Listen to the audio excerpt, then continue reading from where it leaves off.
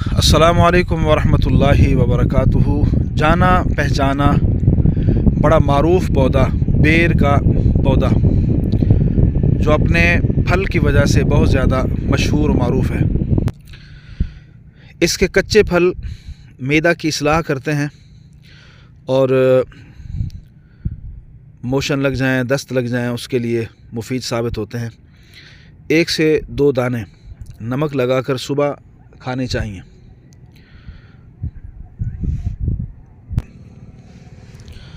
और इसके पक्के फल जिस्म के अंदर क़ुव्वत मुदाफ़ियत पैदा करते हैं, मादा तौलीद बढ़ाते हैं और मर्दाना ताकत में इजाफ़ा करते हैं।